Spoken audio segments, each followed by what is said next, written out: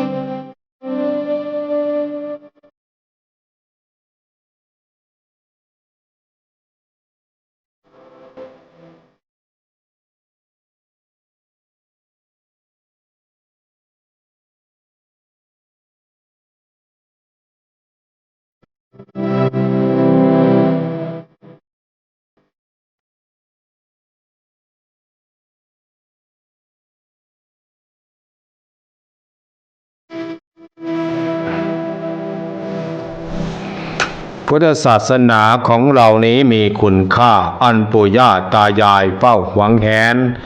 แต่บัดนี้มีภัยมาต่างแดนมาดูแคลนเหยียบย่ำทำไม่ดีฉะนั้นจึงลูกหลานไทยไม่เดือดร้อนไม่อาทรปกป้องปล่อยหมองสีดวงวิญญาณปู่ย่าจะโศกีเพราะมีของดีไม่รู้จักรักษาขอนอบน้อมต่อพระรัตนตรัยกราบคารวะพระมาเถรานุเถระทุกรูปทุกวัดด้วยความเคารพอย่างสูงยิ่งของความสุขความเจริญจงบังเกิดขึ้นมีแต่เหล่าญาติโยมสาธุชนคนดีทั้งหลายด้วยกันทุกท่านทุกคนณโอกาสนี้ในค่ำเมื่อคืนวันนี้เป็นค่ำของคืนวานอาทิตย์ที่13เดือนตุลาคมขึ้น11ค่ำเดือน11ปีมะโรงพุทธศักราช2567 2024ได้เวียนมาบรรจบครบรอบอีกวาระหนึ่งซึ่งในวันนี้ในเวลา3 ทุ่มกับ10 นาที3 ทุ่ม 10 นาทีด้วยกันกับรายการแสงเทียนส่องธรรมแสงเทียนส่องธรรมวันเสาร์วันอาทิตย์แล้วก็วันเสาร์ไปบิณฑบาตญาติโยมรถไปบิณฑบาตวันเสาร์วันอาทิตย์ตั้งแต่โควิดมาก็ทำมาตลอดพระคุณเจ้าก็ได้อยู่วัดได้สักถลกบาทบ้างอะไรบ้างเปลี่ยนกันไปก็เยี่ยมญาติโยมด้วยดูทิศทางญาติโยมก็ต้องโมทนากับญาติโยมที่ใส่บาตรทุกวันเสาร์วันอาทิตย์ชาวบ้านน้อยนาบุงม่วงบุงสไลแล้วก็วันพระ8 ค่ ขึ้น8 ค่ำแรม8 ค่ำอาตมาไปวันธรรมดาวันพระใหญ่ อย่างวันที่17เนี่ยไม่ได้ไปให้ญาติโยมมาวันที่17 18วันนี้ก็เป็นวันที่13 ตุลาคมเป็นวันคล้ายวันสวรรคตในหลวงรัชกาลที่9ในหลวงรัชกาลที่9ที่เราเรียกกันว่าภูมิพลอดุลยเดชมหาราชสมัยก่อนเพราะฉะนั้นก็ถือว่าเป็นวันสำคัญวันหนึ่งทางสำนักราชวังก็กระดูข่าวในหลวงพระราชินีองค์สมเด็จพระเทพสานุวงศ์ทุกพระองค์ก็ได้เรียกว่าบำเพ็ญกุศลตั้งแต่ทำบุญตักบาตรตั้งแต่สวดมนต์แล้วก็ทำกันทั่วประเทศไทยก็ถือว่ากับในหลวงรัชกาลที่9ที่แล้วก็มีสารคดีมากมายเรื่องฝนหลวงต่างๆเนี่ยฝนหลวงต่างประเทศก็มาศึกษาดูงานเอาไปทำไปใช้โครงการของในหลวงทฤษฎีเศรษฐกิจพอเพียงศาสตร์พระราชาเมืองประเทศภูฏานก็เอาไปใช้วัฒนธรรมต่างๆเพราะนั้นคือประเทศไทยนี่คือประเทศไทยมีชาติมีศาสนามีพระมหากษัตริย์ชาติศาสนาพระมหากษัตริย์ย่อมอยู่เหนือสิ่งอื่นใดทั้งสิ้นอยู่เหนือการเมืองก็การเมืองไปก็ยกไว้สถาบันชาติสถาบันศาสนาพระมหากษัตริย์ศาสนาก็มีการปกครองโดยคณะสงฆ์เหมือนทหารก็มีรัฐธรรมนูญทหารมีคุกทหารพระเราก็มีพระราชบัญญัติคณะสงฆ์ปีนั้นปีนี้ก็ปรับปรุงเปลี่ยนแปลงกันไปเรื่อยกับส่วนหนึ่งแต่ทุกคนที่เป็นมนุษย์อยู่ในประเทศไทยก็ต้องถือกฎหมายเดียวกันรัฐธรรมนูญปี40รัฐธรรมนูญปี60รัฐธรรมนูญปีแต่ไปปรับเปลี่ยนแปลงต่างๆก็ต้องประชาชนก็ได้มีส่วนร่วมไปอยู่ในประเทศไทยก็มี70 กว่าล้านคนไทยทั้งชาติยังไม่พอ100 ล้านหรอกเพราะนั้นถือว่ามีเอกลักษณ์เป็นของตนเองมีชาติที่เข้มแข็งคนในชาติอาจจะเป็นแบ่ง3 ก๊ก 4 ก๊กบ้างคนไทยในชาติแล้วก็ศาสนาก็มีหลายศาสนาพุทธคริสต์อิสลามพราหมณ์ฮินดูแล้วก็ไม่มีศาสนาก็มีไม่นับถือใครก็มีแล้วก็หลากหลายวัฒนธรรมคณะสงฆ์ก็จะมีธรรมยุทธมหานิกายหลากหลายวัฒนธรรมแต่อยู่ด้วยกันได้นั่นคือความเข้มแข็งคือสถาบันพระพุทธศาสนาและก็สถาบันพระมหากษัตริย์ที่อุปถัมภ์อุปถากค้ำจุนพุทธศาสนาเรียกว่าเป็นอุปถัมภ์พกยอยกพุทธศาสนาเป็นเอกยิ่งกว่าอุบาสกอุบาสิกาเพราะนั้นคือในประเทศไทยไม่เหมือนต่างประเทศไม่เหมือนนานาประเทศหรอกอย่าเอาประเทศไทยไปเปรียบเทียบกับประเทศนั้นประเทศนี้ต่างๆนั่นคือประเทศไทยต้องใช้เพลงเหมือนเพลงโบราณเขาเขียนนี่คือประเทศไทยมีเอกลักษณ์เป็นของคนไทยเนี่ยมันเพลงเขาแต่งกันสยามเมืองยิ้มจงภูมิใจเถิดที่เกิดเป็นไทยไม่เป็นทาสใครไปนะไม่เป็นทาสใครหนึ่งเราก็สถาบันหรือว่าสถาบันพุทธศาสนาก็ต้องบอกญาติโยมว่าไม่เป็นทาสกิเลสเลยนะความโลภความโกรธความหลงเราจะไม่เป็นทาสไม่เป็นทาสอบายมุขพระแล้วก็ต้องสอนให้รักษาศีล 5รักษาศีล 8รักษาศีล 8กับบางจังหวะเข้าพรรษาหรือว่ามีการบวชชีพราหมณ์แล้วก็รักษาศีล 5ถ้าทุกคนรักษาศีล 5แต่เด็กและเยาวชนประชาชนทั่วไปเนี่ยตำรวจทหารไม่ต้องมีเยอะหรอกไม่ต้องไปลดกองทัพหรอก คือนักการเมืองก็ว่าต้องลดกำลังทหารลดกองทัพจริงๆแล้วไม่ต้องลดถ้าเราทุกคนรักษาศีลรักษาธรรมเนี่ย คือไม่เบียดเบียนกันกองทัพก็ไม่มีประโยชน์ตำรวจก็ไม่มีประโยชน์ผู้ใหญ่บ้านก็ไม่มีประโยชน์ ทุกคนก็ไม่ศีลไม่ธรรมไม่แยะลักของกันไม่ฆ่ากันไม่ลักของกันไม่ประพฤติผิดในกามไม่ประพฤตินอกผิดผัวผิดเมียผู้อื่นไม่ด่าทอกันไม่พูดปดมดเท็จไม่ดื่มสุราเมลัยดื่มสุราแล้วก็ใหญ่ด้วยคนนะเพราะนั้นคือเหล้าเสรีสุราเบียร์เสรีต่างๆมันก็ทำให้มอมเมาประชาชนเพราะนั้นคือคนเราต้องพระเราต้องปลุกให้คนเนี่ยไม่เป็นทาสของยาเสพติดนะไม่เป็นทาสอบายมุขนี่คือพระสอนช่วงฤดูกาลออกพรรษากับกฐินปลอดเหล้าข้าวบุญไปฆ่าเนื้อเบื่อปลาเนี่ยแต่อาตมาภาพเนี่ยเป็นใหญ่นั้นเป็นระดับเถรสมาคมหรือว่าระดับสังฆราชระดับนู้นนะระดับจังหวัดนะวัดไหนทำได้มารับรางวัลเนี่ยได้โล่ได้ตาลปัดพร้อมได้โล่จัดงานกฐินปลอดเหล้าข้าวบุญไม่ฆ่าเนื้อไม่เบื่อปลาเนี่ยไม่มีตีกลองร้องเพลงไม่มีแห่มีแต่ฟังเทศฟังธรรมวัดไหนทำได้3 ปีซ้อนเนี่ยโอ้ไปรับวัดพัฒนาตัวอย่างพัฒนาดีเด่นไปเลยในชุมชนนั้นหมู่บ้านนั้นต้องส่งเสริมระดับพระผู้ใหญ่หรือว่าสังคมระดับสังคมข้าราชการก็ดีสังคมผู้ใหญ่ก็ดีต้องส่งเสริมเรื่องอบายมุขไม่มีแม้แต่มีหมอลำทุกวันนี้เขาก็มีเนี่ยกฎเหล็กห้ามนักร้องนักแสดงหมอลำรับเหล้าดื่มเหล้าหน้าเวทีหรือในขณะปฏิบัติห้ามดิ้งห้ามกงอะไรต่างๆยกเว้นหยุดงานวัน2 วันก็ว่ากันไปแต่ก็ไปรับมาเหมือนกับผับบาร์ไม่ได้เลยกินแล้วก็เมา ไอ้พวกนั้นก็ย้อมเมานักร้องดาราไปคือเขาก็มีกฎเหล็กไล่ออกจากวงเลยไปเนี่ยเพราะนั้นคือ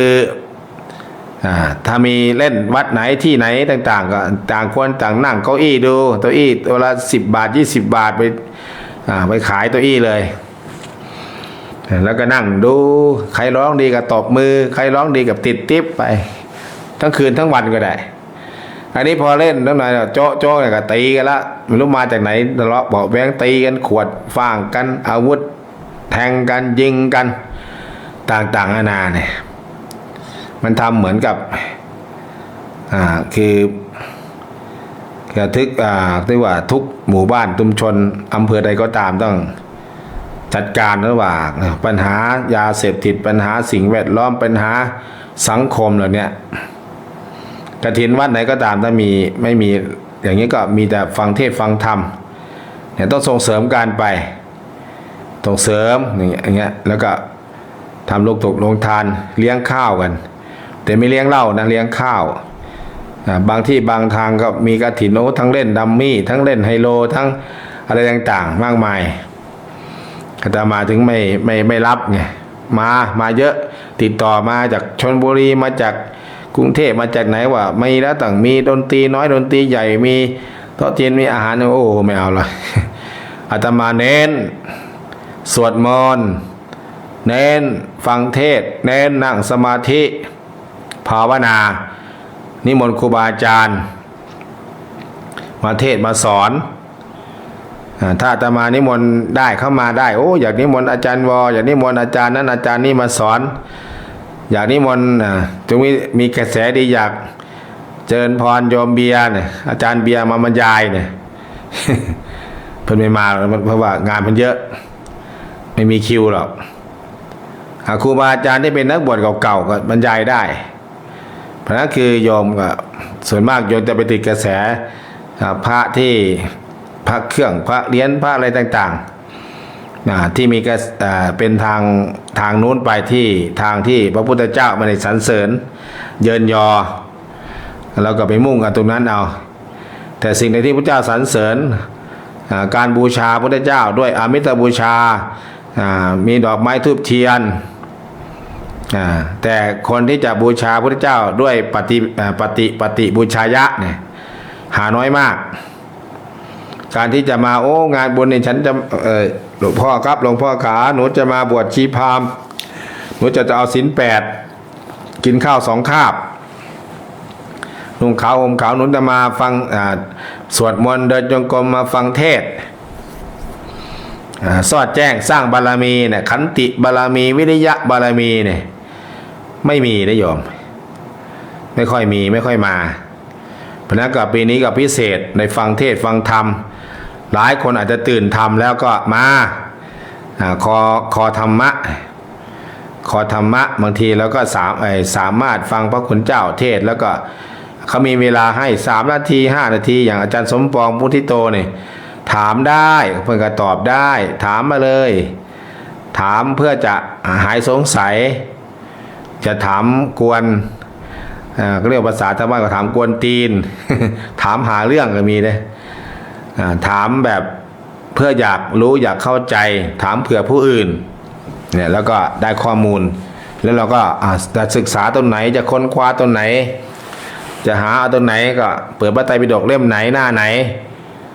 เรื่องกฐินพระรูปเดียวทอดกฐินได้ไหมต้องถามเลยยิงโทรศัพท์ไปถามมันเลยหลายๆองค์แล้วก็เซิร์ชดูในกูใน YouTube องค์ไหนพูดว่าพระรูปเดียวทอดกฐินได้หรือเปล่าพูดใส่แล้วมันก็มีองค์ที่เขาเก่งๆก็จะมาตอบมาอยู่ในคลิปก็ทำไปเรียบร้อยแล้วจะเป็นวัดจากแดงก็ดีเป็นอาจารย์มหาที่เขาชำนาญเรื่องพระไตรปิฎกจะเป็นบาลีเล็กบาลีใหญ่ก็ตามหลักธรรมอันนี้มันจะเรื่องไม่เรื่องนอกประเด็นหรอก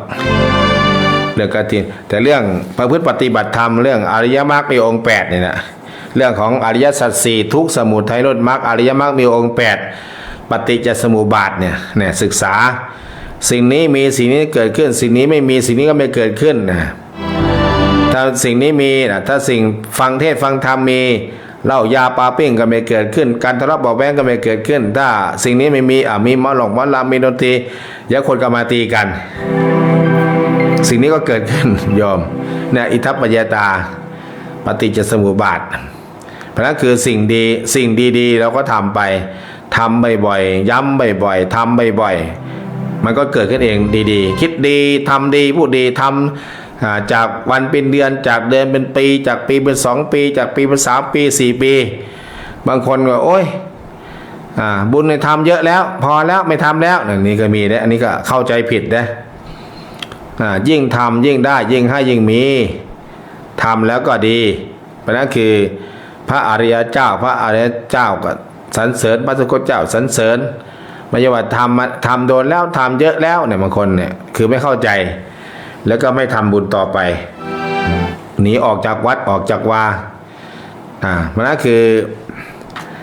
ว่าทำแล้วมันจะได้นู่นได้นี่ต่างๆนั่นคือเรา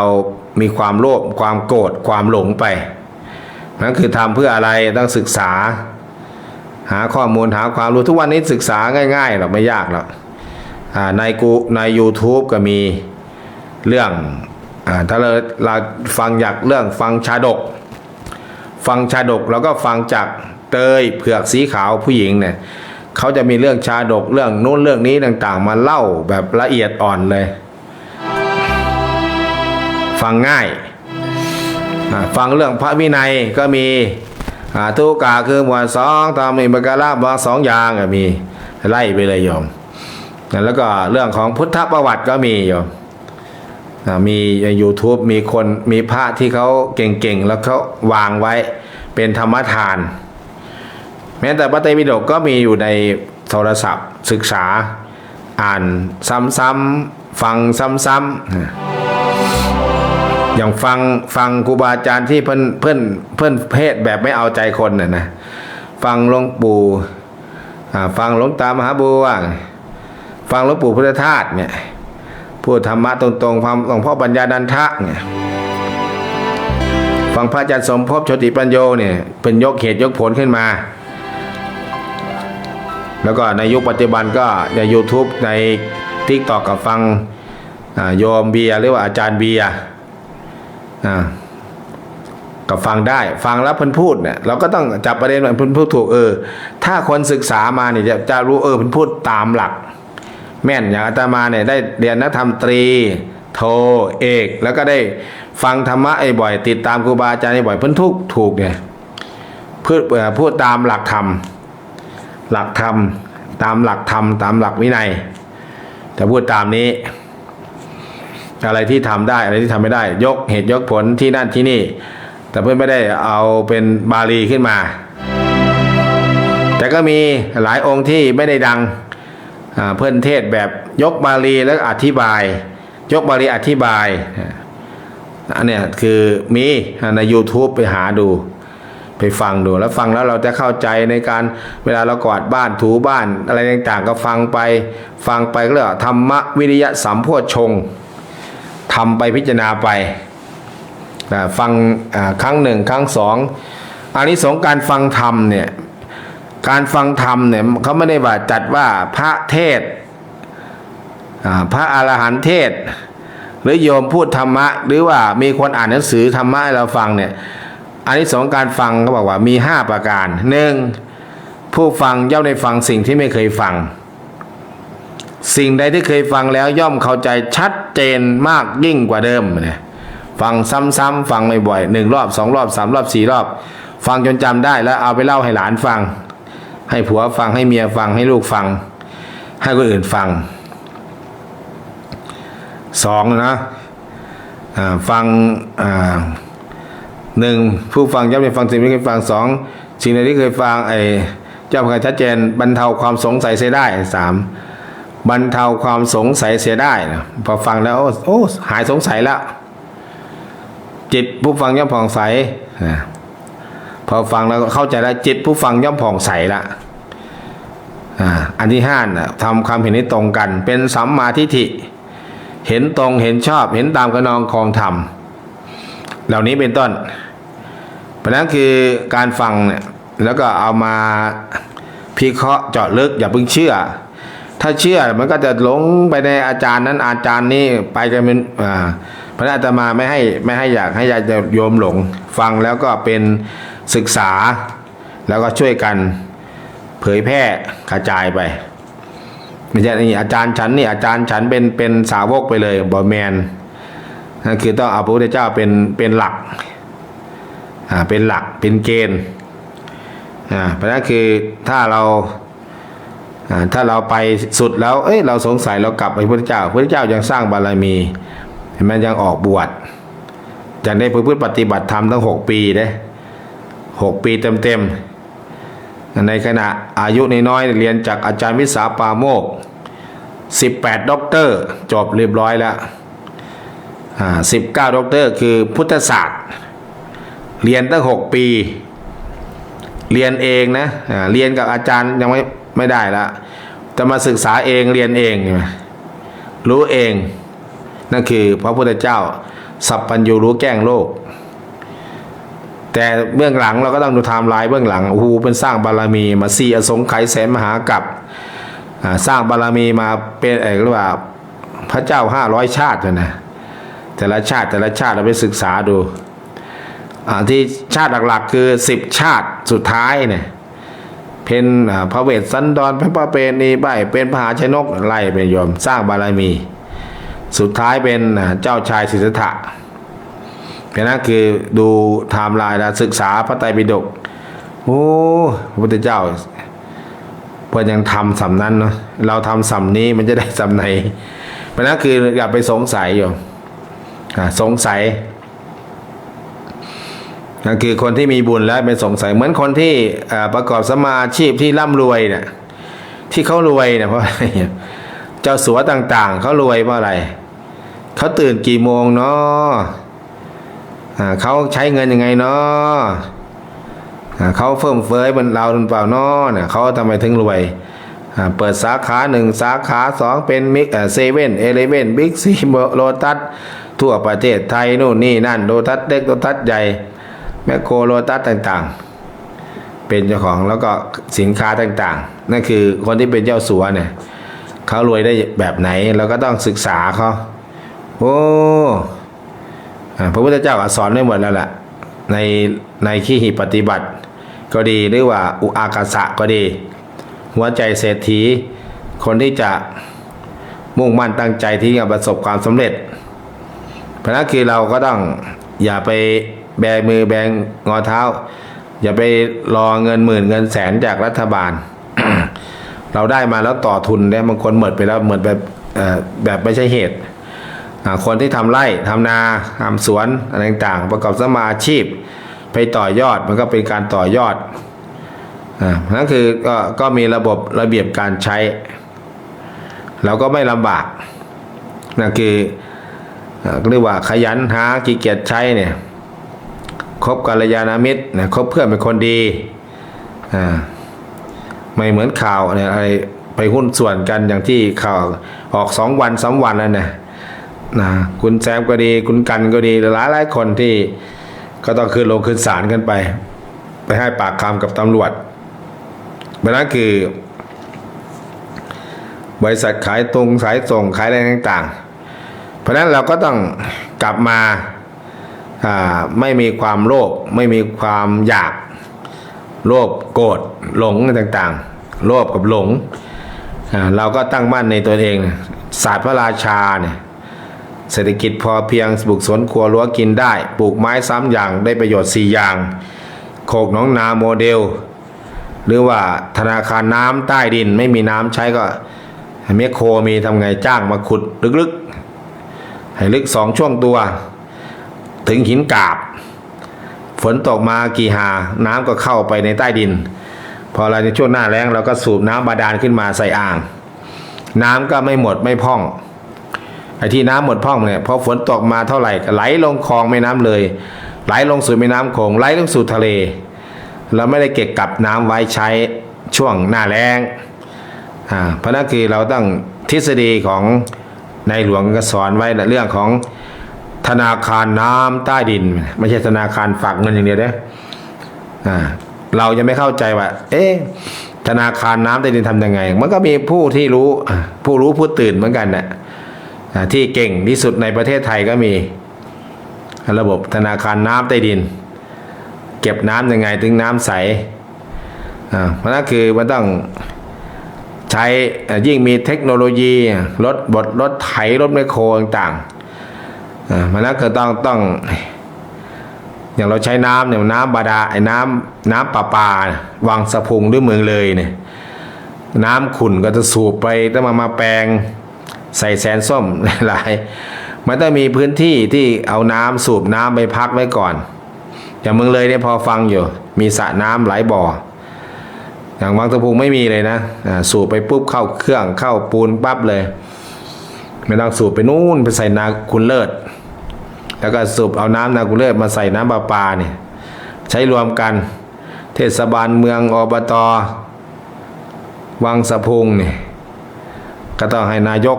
อบจ.จัดสรรเราจะใช้น้ำสะอาดเนี่ยน้ำใสๆสะอาดแล้วก็มาแปลงมันก็ยิ่งสะอาดใหญ่มันกินได้อันนี้เอาน้ำในแม่น้ำเลยเอาไปแต่น้ำประปาสะอาดกินได้โอ้ใครจะกล้ากินเนาะอนุโมทนาเด้อญาติโยมอันนี้พูดถึงธรรมะคือหน้าที่ธรรมะคือคุณากรธรรมะคือธรรมชาติใครมีหน้าที่เป็นแม่ก็ทำหน้าที่แม่ดีที่สุดใครมีหน้าที่เป็นพ่อก็ทำหน้าที่พ่อดีที่สุดพ่อมีหน้าที่อะไรมันมีหมดพุทธเจ้าสอนไว้หมดแล้วหน้าที่ลูกทำอะไรบ้างพ่อแม่ก็ห้ามไม่ได้ทำชั่วให้ตั้งมั่นในความดีให้ศึกษาศิลปะวิทยาหาคู่ครองให้มอบทรัพย์มรดกให้เนี่ยหาคู่ครองให้มอบทรัพย์มรดกให้เนี่ยคือพ่อแม่มีแต่ให้แล้วลูกก็ต้องตอบแทนพ่อแม่ท่านเลี้ยงเรามาเลี้ยงท่านตอบทำกิจการงานช่วยท่านรักษาวงตระกูลเอาไว้ประพฤติตนในสมควรรับทรัพย์มรดกเมื่อท่านล่วงลับดับชีพไปแล้วทำไงล่ะทำบุญอุทิศไปหาท่านเหมือนกับในหลวงรัชกาลที่10กับสมเด็จพระราชินีเห็นไหมสมเด็จพระเทพสันนิบาตพระองค์ทำบุญให้กับนายหลวงทำบุญให้กับสมเด็จย่าทำบุญให้กับสมเด็จพี่นางเธอเห็นไหมเพื่อเป็นเจ้าฟ้าเจ้าแผ่นดินทำเป็นตัวอย่างให้กับประชาชนก็เอาตัวอย่างก็ท ท่านเลี้ยงนำมาเลี้ยงท่านตอบทำกิจการงานช่วยท่านรักษาวงศ์ตระกูลเอาไว้สมควรให้รับทรัพย์มรดกทางไหนบ้างทางจิตทางวิญญาณบางทีไม่มีทรัพย์สินเงินทองแต่อาจจะให้มรดกอย่างอื่นนักร้องดารานักมวยต่างๆเหมือนพ่อSCJ หรือว่าสนาทิตสงกสินนะพ่อไม่รวยนะแต่สอนลูกให้เล่นบอลเตะตีนซ้ายเตะตีนขวาเตะไม่ดีก็ตบทีจนลูกได้เก่งไปอยู่ประเทศนอกได้เงินค่าตัวต่างๆมีเงินเนี่ยอายุ27-28มีเงินเป็น100 ล้านแล้วโยมนั่นคือทรัพย์ให้ทรัพย์นะรูปเป็นทรัพย์เสียงเป็นทรัพย์หรือว่าสีมือเป็นทรัพย์มันก็ทำได้หมดเพราะนั้นคืออาชีพใดก็ตามนั่นคือพ่อแม่ในพุทธเจ้าสอนไว้ในขีหิปฏิบัติยอมทิศ 6พระพุทธเจ้าสอนไว้หมดแล้วในพระไตรปิฎกมันถอดเอามาให้ง่ายๆเอามาให้ง่ายในนั้นทำตีเรียนกันเนี่ยกำลังสอบเนี่ยสอบนักธรรมตรีเนี่ยวัน11 12 13 14เนี่ยสอบ3 วันแล้ว4 วันพรุ่งนี้วันสุดท้ายน่าจะเป็นพุทธประวัติทั่วประเทศไทยนะทั่วโลกทั่วประเทศไทยที่นับศาสนาก็มีการสอบธรรมสนามหลวงนักธรรมชั้นตรีทั่วประเทศไทยก็ให้พระใหม่ได้ศึกษาพระธรรมคำสอนถ้าอ่านหมดเนี่ยนะตั้งแต่พระวินัยตั้งแต่วินัยเรียกว่าวินัยมุกธรรมวิภาคพุทธประวัติศาสนพิธีเนี่ยผู้อ่านไปศึกษาไปถ้าอ่านหมดทุกอย่าง4 เล่มเนี่ยโอ้ยก็สามารถพูดธรรมะได้โยมพูดธรรมะก็ได้หลังจากโยมญาติธรรมก็อยากรู้ก็ศึกษาเอาไม่ใช่ว่าโทรศัพท์มีแต่ฮัลโหลอย่างเดียวนะโอนตังก็ได้เปิดน้ำปิดน้ำก็ได้ดับไฟก็ได้ศึกษาธรรมะก็ยังโทรศัพท์สมาร์ทโฟนก็ได้เห็นไหมฟัง YouTube Facebook แอปพลิเคชันก็ได้นั่นคือศึกษาธรรมะศึกษาแล้วต้องฉลาดตื่นเป็นผู้รู้ผู้ตื่นผู้เบิกบานอย่าเป็นผู้หลับไสยศาสตร์ต่างๆหรือว่าดูหมอต่างๆก็ต้องดูตัวเองนะว่าเรียกว่าอย่างหลวงปู่พุทธทาสเรียกว่าเพิ่นบอกว่าดวงดีตัวดีกว่าดวงดีตัวดีทำตัวให้ไม่ดีตัวดีกว่าดวงดีเพราะตัวเราทำให้ดวงมันดีถ้าตัวเราไม่ดีเนี่ยมันดีไม่นานหรอกดวงเนี่ยเดี๋ยวก็ดับเพราะนั้นคือทำตัวให้ดีทำตัวให้ดีเนี่ยก็คือหลักธรรมที่เป็นพ่อกับทำหน้าที่สอนลูกทิศเบื้องหน้าเนี่ยท่านทำกิจการงานช่วยท่านรักษาวงศ์ตระกูลเอาไว้เมื่อท่านหลวงลับดับชีพไปแล้วก็ทำบุญอุทิศไปให้ท่านก็เรียกว่ากตัญญูกตเวทิตาต่อพ่อต่อแม่ต่อพี่ต่อน้องต่อบุคคลที่ให้โอกาสทำมีอุปการะก่อนเราก็ตอบแทนท่านเนี่ยนี่คือระบบของพระศาสนาของศาสนาพุทธเราระบบมันเป็นอย่างนี้ศาสนาอื่นก็ว่ากันไปของเราคือว่างี้คือมีรู้จักคุณพระพุทธเจ้ายังรู้จักคุณเนี่ยสอนให้พระเนี่ยจะบิณฑบาตเลี้ยงพ่อเลี้ยงแม่ได้ไม่เป็นอาบัติยังทรงอนุญาตในสมัยครั้งพุทธกาล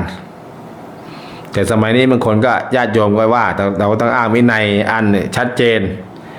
บางทีนี่ก็พระก็เอาแม่มาบวชอยู่ด้วยเจ้าวาดเอาแม่มาบวชอยู่ด้วยมาดูแลบางคนก็ว่าแต่บางคนเข้าใจพระธรรมให้วินัยก็โอ้อนุโมทนาสาธุด้วยนะเนี่ยก็ถือว่าดีเราเปิดหน้าไม้ญาติโยมเปิดหน้าไม้ตื่นหรือยังเนาะตื่นมาฟังธรรม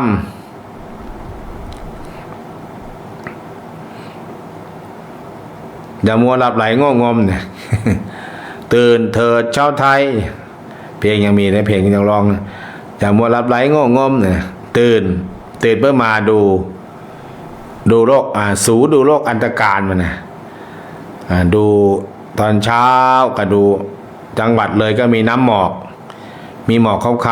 วๆขับรถนี่ต้องระมัดระวังเด้ระยะ50 เมตร100 เมตรมองไม่เห็นทัศนะนิสัยไม่ดีเดินทาง ขอน้องราชการเจ้าค่ะพระคุณเจ้าแม่สมจิตบ้านอย่างเดียว ฟังอยู่ ทางนี้เจ้าค่ะอาจารย์อัปเดตบุญเจ้าค่ะ เดินพรเดินธรรม กรรมมัสการพระคุณเจ้าจ้าเติมบุญเติมบุญ เดินพร จักเติมบุญ เดินธรรมสาย3เป็นนิน เจ้าค่ะกับกล้ามาจัดการบ้านนางบวงก็ฟังอยู่เจ้าค่ะ ฟังกันหลาย เจ้าค่ะกล้ามาจัดการลาเจ้าค่ะ มีบุญเมื่อไหร่เนาะนางน้ำบงเนี่ย ว่าจะเดี๋ยวเจ้าค่ะ มีวัดมีบุญเมื่อไหร่บุญ บ่ ก็ มีจักเทียพระอาจารย์แต่พระปลาแล้วก็แล้ว เล็กปากกันแล้วเนาะ บ่มีกระทินจักเทียเจ้าค่ะมีพระอยู่รูปเดียว2 รูปปีเนี่ยพระอาจารย์ เจิญพรเจิญพรสาธุสายต่อไปน้ำหนาวภูกระดึงหนองหินผาขาวเอราวัณนาวัง นากลางปานภูพระเป็นไงเนาะนาวังนากลางนาร่วงวาร่วงวังสะพุง10 ตำบลภูหลวงภูเรือท่าลี่เชียงคานแม่สุดท้ายป่ะ จากชาวสมัชการทุกค่ะคุณท่าน เดิน สุด พ ท้าย ร ไม่นอนค่ะ เดินพรเป็นแบบลูกสุดท้ายเอาสายต่อไปน้อยนาบุงม่วงบุงสไลกินอย่างเนาะพากันนอนหัวค่ำเนี่ยยายกินอย่าไปกินได้หลายเด้อกินหมูนี่กินหัวอาหารนี่เดินทาง ก็บรรณาธิการอาจารย์ค่ะแม่สาวฟังอยู่เจ้าค่ะเติมบุญเจ้าค่ะ เติมบุญยายเสาเติมบุญยายเสาเติมบุญ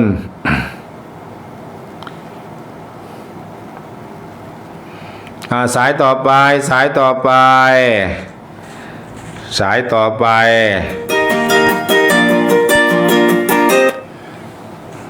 เตือนพร นมัสการครับพระครูแสดงฟังอยู่ ตาแดงฝากเลยเตือนพรบุญรักษา พระธรรมคุ้มครองเตือนธรรม ราชการพระครูเจ้าค่ะผู้ข่าก็ฟังอยู่เจ้าค่ะกลางนอนจากการล่าเจ้าค่ะ เตือนพรยายสะอ้านเบาเลยยายเบาเลย ใครล่ะ อันนี้เบาเลย ยาย จากการเจ้าค่ะ โอ้ยายเล่งบ้านน้อยหนาเนาะ พระข่าฟังอยู่ โอ้ยายเล่งบ้านน้อยหนาฟังอยู่เจิญพรบุญรักษาเลข18เหมือนกันนะค่อยวันนึกเบอร์เดียวกับยายสะอ้านเลขท้าย18แม่ทองไก เจ้าค่ะฟังอยู่เจ้าค่ะ เจิญพร ค่ะราชการลาเจ้าค่ะ สบายดีเนาะสบายดี แข็งแรง ยิบเราไปหาหมอเจ้าค่ะ แข็งแรงนะแม่ทองไกบ้านโป่งแคนาวังนากลางเอาสายต่อไปยายกดมาใหม่093083085122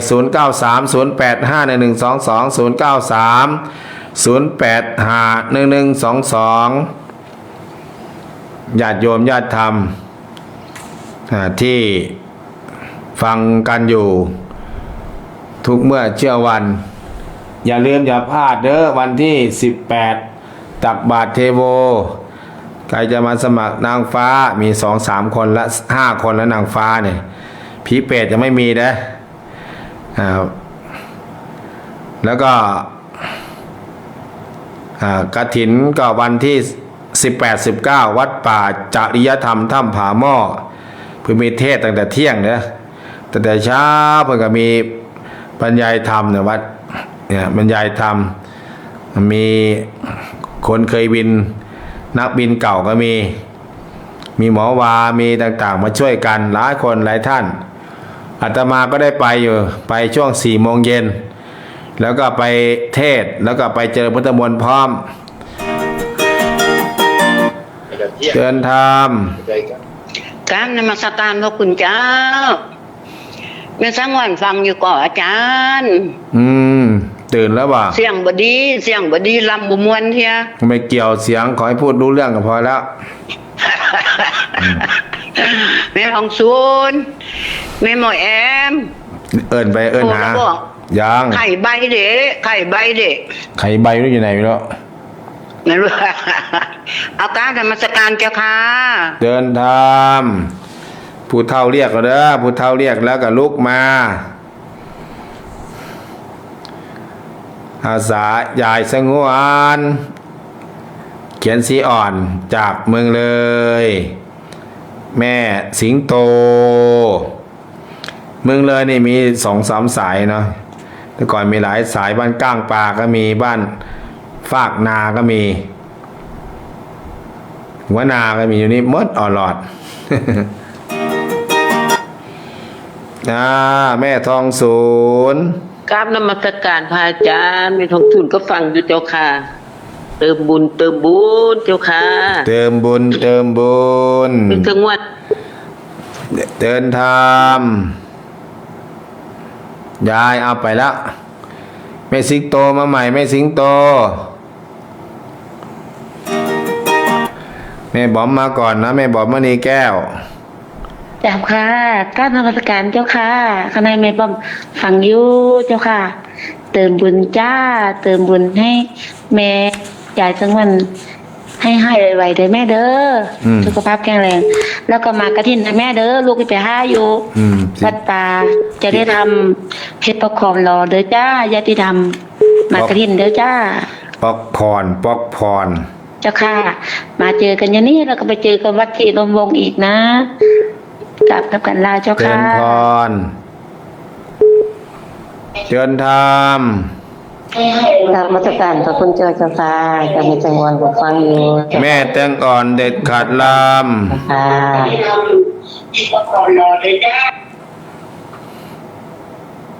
เชิญพรเมื่อวานนี้แม่บอมมณีแก้วนะ1,000จองกฐิน1 กอง 1,000 บาทอนุโมทนาเมื่อวาน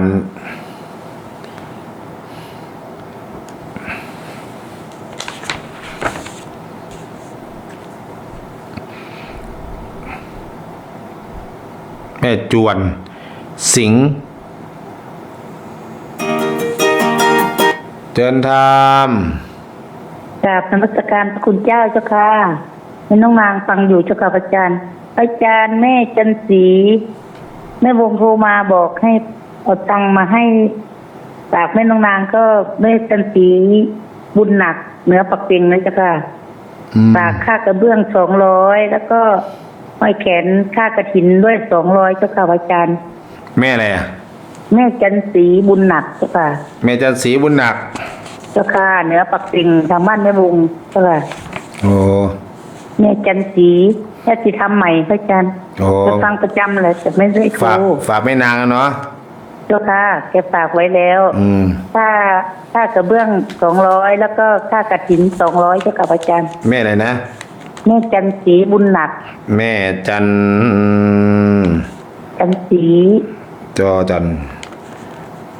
นสีสอสลาบุญหนักวะบุญหนักเจ้าค่ะอาจารย์บุญหนัก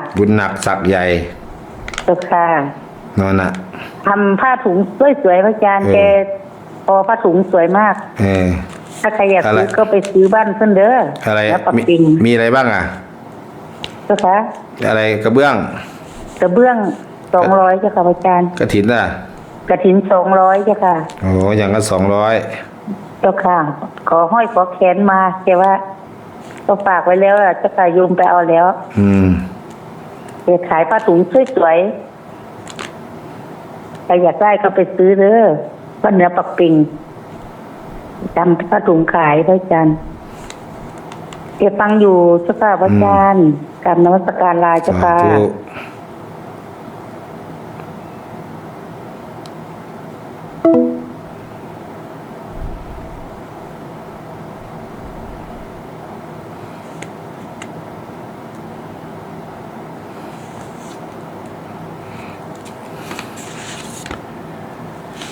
โมทนาสาธุการ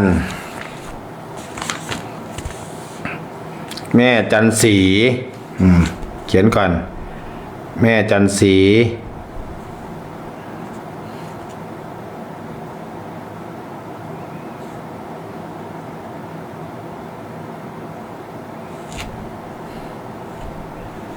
จันสีบุญหนัก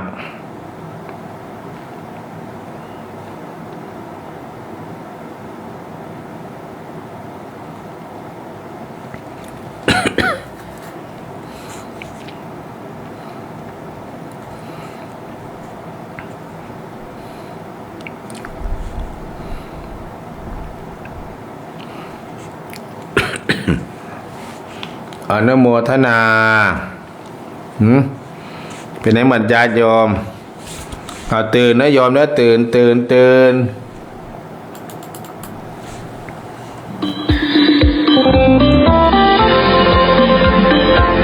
วัดศรีอุดมวงศ์บ้านน้อยนาตำบลศรีสงครามอำเภอวังสะพุงจังหวัดเลยโดยพระครูอุดมวรานุวัตรเจ้าอาวาสขอเชิญพุทธศาสนิกชนคนใจบุญร่วมจองปิดเจ้าภาพกฐินสามัคคีเพื่อสมทบทุนในงานผูกพัทธสีมาปิดทองฝังลูกนิมิตอุโบสถสีทอง2 ชั้นระหว่างวันที่2และ3พฤศจิกายนพุทธศักราช2567ขอเชิญผู้ใจบุญร่วมจองปิดเจ้าภาพกฐินกองบุญหลัก 10,000 บาทกองบุญกลาง 5,000 บาทกองบุญเล็ก 3,000 บาท 2,000 บาทและ 1,000 บาทกองบุญน้อย500 บาทจองเป็นเจ้าภาพโรงทานเจ้าภาพอื่นๆหรือร่วมบริจาคสมทบบุญได้ตามกำลังทรัพย์ตามกำลังศรัทธาของท่านในงานร่วมรับฟังเทศน์สอดแจ้งติดตามรายละเอียดเพิ่มเติมได้ที่สถานีวิทยุ FM 101.75 เมกะเฮิรตซ์ www.loeipbs.net Facebook วัดศรีอุดมวงศ์ Official Fanpage ช่อง YouTube วัดศรีอุดมวงศ์ Official สอบถามรายละเอียดหรือติดต่อร่วมบุญได้ที่พระครูอุดมวรานุวัตร 089-840-4968 ผู้ใจบุญที่อยู่แดนไกลโอนสมทบบุญได้ที่บัญชีธนาคารกรุงไทยเลขที่บัญชี 403-196-3777 ชื่อบัญชีพระครูอุดมวรานุวัตรขออำนวยอวยพรให้ทุกท่านจงประสบแต่อายุวันนะสุขภละปฏิภาณธนสารสมบัติท่วนทุกประการทุกท่านเทิน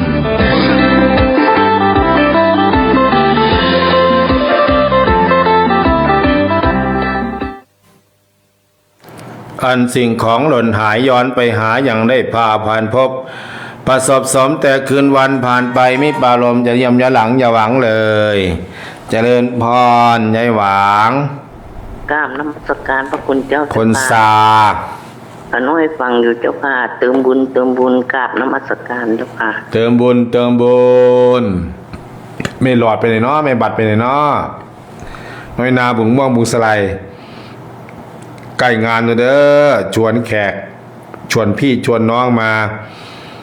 ร่วมบุญกันเด้อแต่นอนหลับทับสิทธิ์นะโยมนะถ้านอนหลับทับสิทธิ์เนี่ยไม่มีใครมาเด้อ จะให้อาจารย์เจ้าวาดเรียกคนเดียวเว้ยมันคือได้โยมก็คือโยม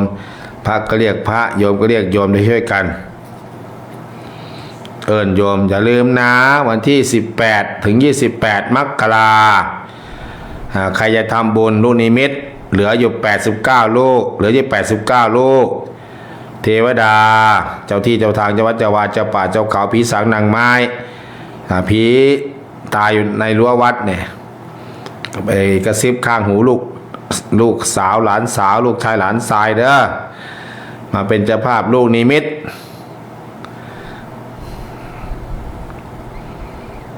ลูกนิมิต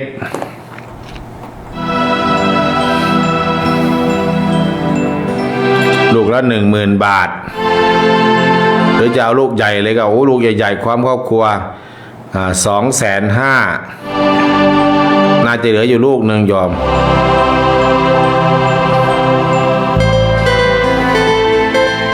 เศรษฐีใจบุญนายทุนใจดี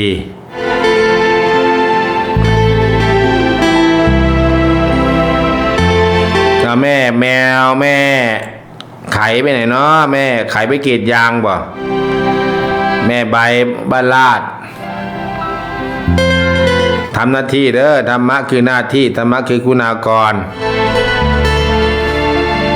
ธรรมะคือธรรมชาติอย่าไปนอนหลับทับสิทธิ์กินหลายนอนหลาย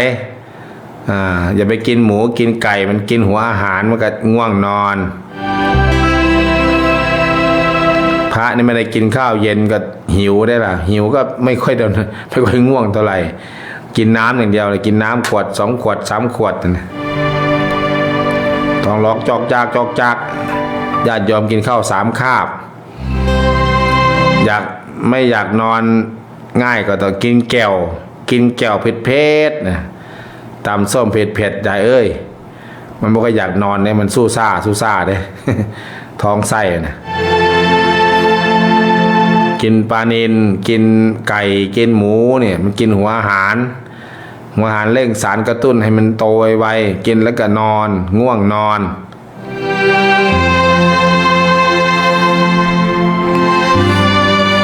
แล้วกินก็สุขภาพร่างกายกินพอดีพองามตามวัยญาติโยมเพราะว่าอายุ45 50 60แล้วก็เครื่องเผาผลาญย่อยอาหารก็ยากเดินทางแม่ต่อตูน ค่ะกราบนมัสการเจ้าค่ะแม่ต่อฟังอยู่เจ้าค่ะ เดินทาง กราบนมัสการละ เดินพรแม่ใบบ้านลาด แม่นบ่แม่นเนาะ แมนเจ้าค่ะ เด็ก9 กราบนมัสการเจ้าค่ะโยมก็ฟังอยู่บ่ได้นอนหลับทับสิทธิ์ดอกเจ้าค่ะเป็นบ่ส่วนบุงม่วงมุงสไลเอ้ยแม่ใหม่ก็สิไปคือเก่านั่นล่ะเจ้าค่ะ เพราะไปเห็นหน้าไม่ออกเป็นตาหลับ ไม่ออกอาตมาดูยายหลอดเดิน เจ้าค่ะ ลืมตาเดินยาย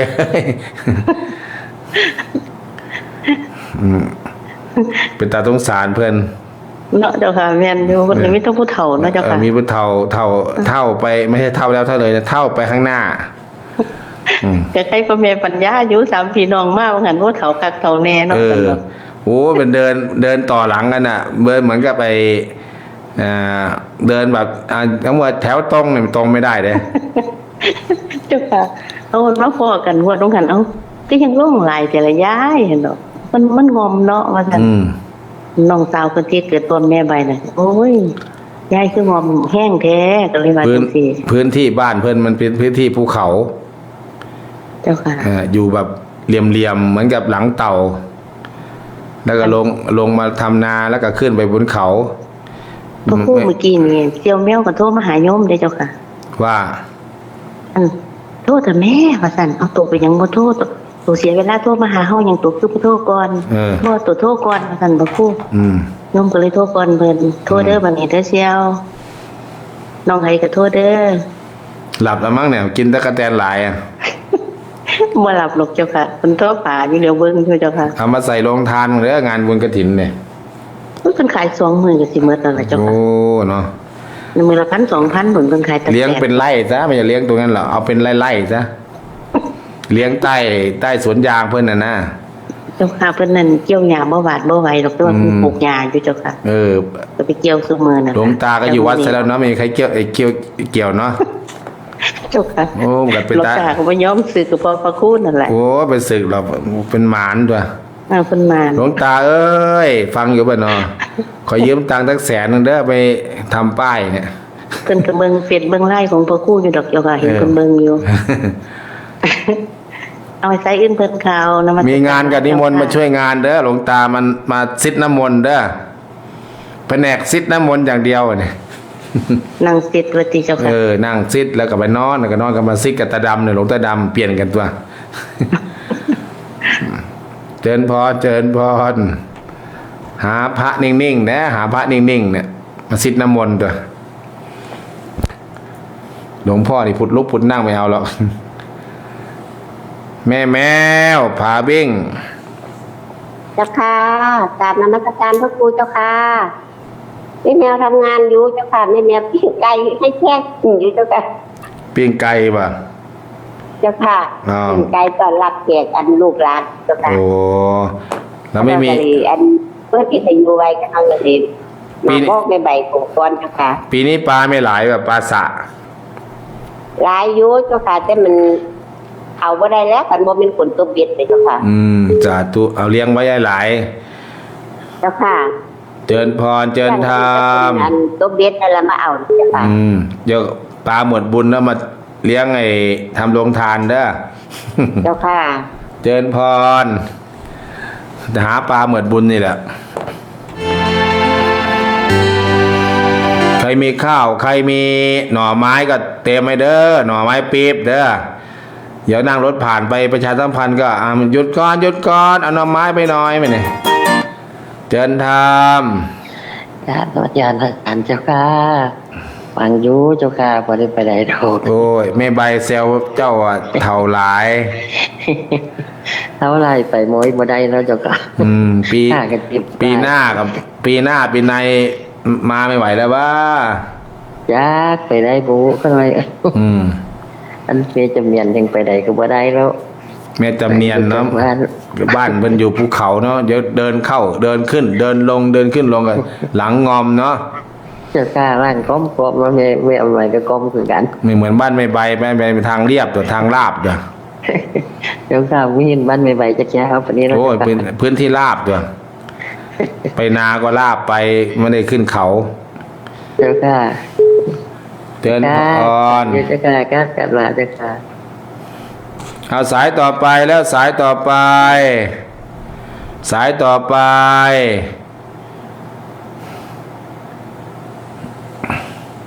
แม่นินอะไรอะกันอะไรกันชพร น้อมกราบนมัสการพระอาจารย์แม่นางน้อยเจ้าแม่บุญศรีทวิลา บัวทองเพ่งธรรมดูแลแม่ป่ะบัวทองดูแลพ่อป่ะดูแลแม่กด 1ดูแลพ่อกด 2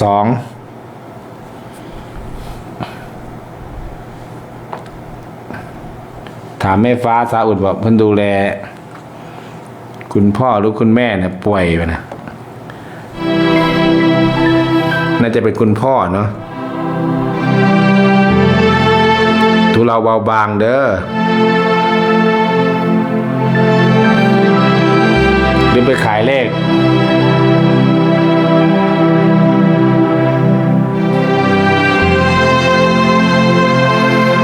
เมื่อกี้ใครโทรมาแวบๆอยู่สายน่ะโทรใหม่ได้ยอมเด้อโทรมาใหม่0930851122อย่าลืมอย่าพลาดวันที่2-3ก็บุญกฐินวัดศรีอุดมวงศ์ปลอดเหล้าข้าวบุญไม่ขาดเนื้อเบื่อปลาแล้วก็22-23วัดศรีมงคลบ้านนาแกผาบิ้งแล้วก็วันที่9ที่10เดี๋ยวจะจับมาวันหนึ่งเด้อผ่านไอ้ดงน้อยเด้อดงน้อยโคกหนองแกวัดศรีมงคลวนารามวัดศรีมงคลวนารามอาตมาเป็นรักษาการแทนเจ้าอาวาสก็เดี๋ยวรถมาวันหนึ่งวันที่8ที่9มันยังไม่ได้ทำป้ายหรอก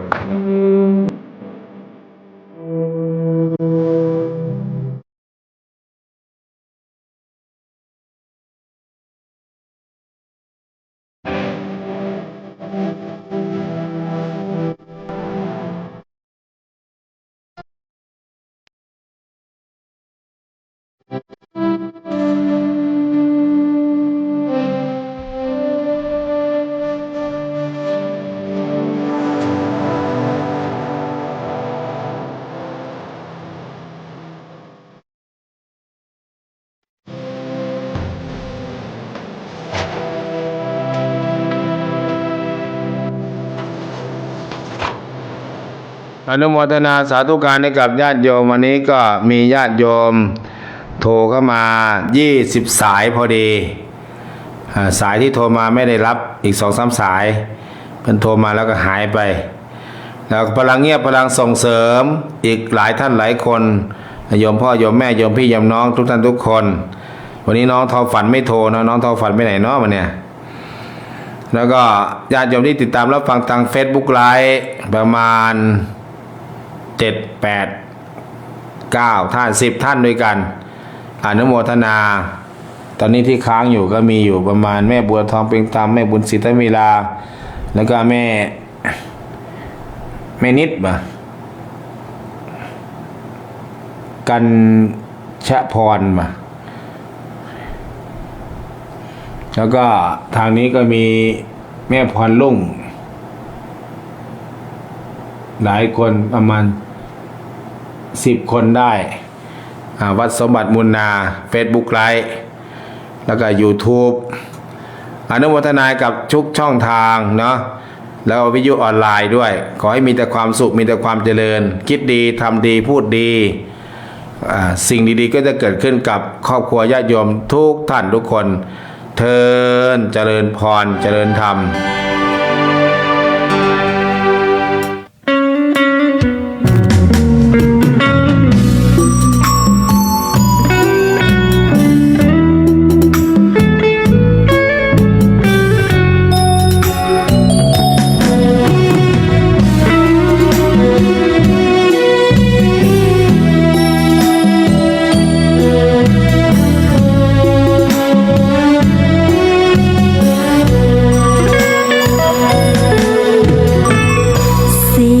เพลงลอยลิวลัดทิวเขาดงเสียงจากวัดศรีอุดมวงศ์ฝากตามคลื่นส่งลอยมามอบสารดีให้ทำคำจุนชีวาทูลชาติเธอศาสนาสถาบันมิ่งขวัญชาวไทยใจมุ่งมั่นร่วมกันเถิดทูลสรรสร้างในทางสายบุญเป็นสิ่งคำจุนพาไปพระครูอุดมร่วมสร้างสังคมด้วยใจนำธรรมะมาให้เหมือนส่งยาใจมอบมาวัดศรีอุดมวงศ์เปรียบปานบ้านเมตตาธรรมมีกิจกรรมหวังให้หลักธรรมนำพาปลอบใจไข้ป่วยด้วยอุ่นให้บุญเป็นยารอยยิ้มเต็มหน้าบุญพาให้ใจงดงามด้วยงานการสื่อให้คือสำคัญบอกถามถึงกันและกันให้เป็นแก้วขวัญคุณคำเทิดประเพณี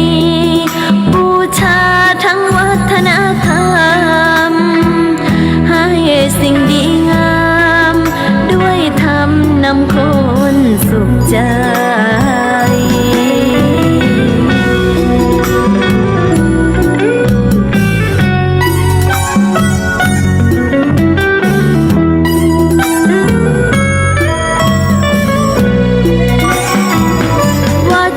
อุดมวงศ์เปรียบปานบ้านเมตตาธรรมมีกิจกรรมหวังให้หลักธรรมนำพาปลอบใจไข้ป่วยด้วยอุ่นให้บุญเป็นยารอยยิ้มเต็มหน้าบุญพาให้ใจงดงามด้วยงานการสื่อให้คือสำคัญบอกถามถึงกันและกันให้เป็นแก้วขวัญคุณคำเทิดประเพณี